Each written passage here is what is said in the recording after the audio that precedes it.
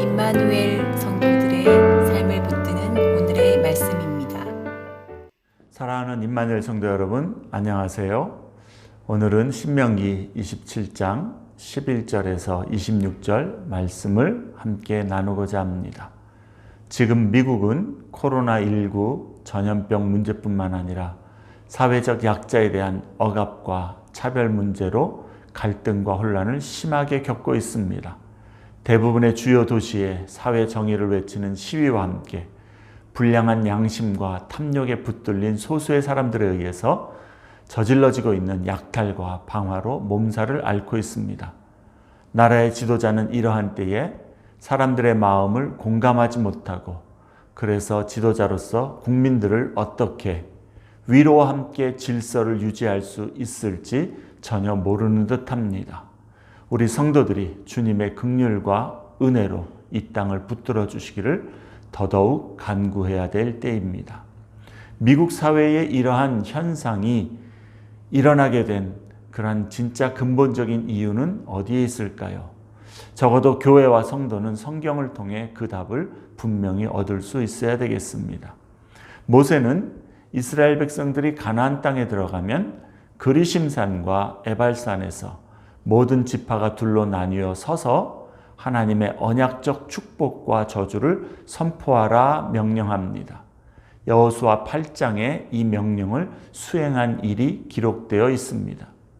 축복과 저주를 선언하고 백성들은 아멘으로 화답하게 하므로 이스라엘이 매일의 삶에서 충성과 순종 혹은 불충함과 불순종을 선택하게 될 때에 그 선택에 따른 심각한 결과들이 있다라는 것을 상기시켜 주고자 하는 것이죠. 내일 내가 하나님의 언약적 축복을 누리게 될 것인지 아니면 언약적 저주를 누리게 될 것인지는 오늘 내가 하나님 앞에서 어떻게 선택하여 행동하는가에 달려 있다라는 것입니다.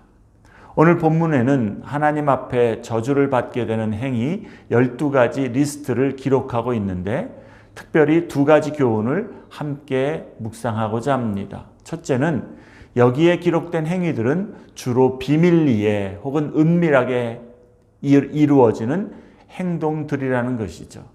보통은 사람들에게 드러나지 않는 것들이기 때문에 비록 잘못하였어도 정죄나 처벌을 받지 않기 쉬운 그러한 행위들이라는 겁니다.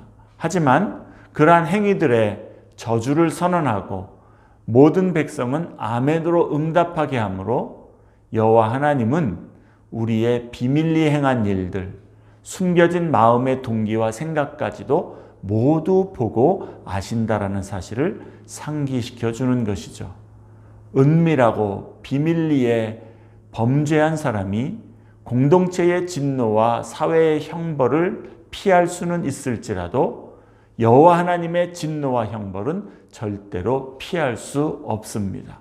성도는 사람이 안 볼지라도 하나님 눈앞에 정직하고 진실하게 서 있기를 늘 사모해야 하는 것입니다.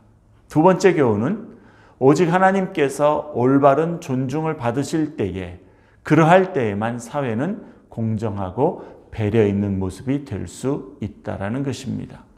15절부터 기록된 12가지 저주를 선포하는 행위들의 순서를 보면 10계명의 핵심 명령들을 반영하고 있을 뿐만 아니라 삶의 우선순위와 가치가 무엇인가도 보여줍니다. 15절에 우상을 만드는 행위는 10계명의 제1, 2계명입니다. 인간 사회에 그리고 삶의 축복의 바탕에는 하나님을 우리 삶의 어떤 자리에 놓느냐에 달려 있다라는 것이죠. 그리고 16절에서는 제5계명의 내용, 부모를 공경하라는 계명으로 건너뜁니다. 하나님과의 관계 다음에 중요한 것이 가정이기 때문입니다. 이 두 가지가 바로 세워질 때에 17절에서 25절에 기록된 것처럼 이웃에 대한 책임과 질서가 정의롭게 세워지는 사회를 이룰 수가 있는 것이죠. 17절 다른 사람의 재물에 대한 착취를 막아주고 18, 19절 가난한 자와 약자에 대한 불공평을 차단하고 20에서 23절 왜곡된 성적 행위들과 타락을 정죄하고 24, 25절 다른 사람의 생명을 존중하게 됩니다. 지금 우리가 살고 있는 이 사회가 경험하는 모든 종류의 부정적인 그러한 문제들이 여기에 지적되고 있음을 보게 됩니다.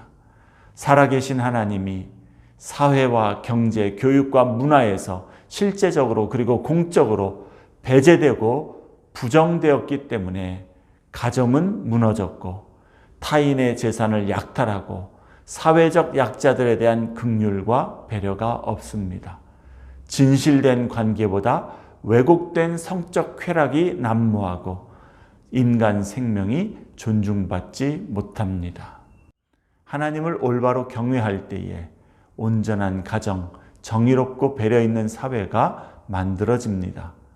갈등과 혼란의 이 시기에 성도는 적어도 성도 개개인의 삶의 모든 영역에서 하나님의 이름이 온전히 존중받도록 더욱 노력해야 되겠습니다.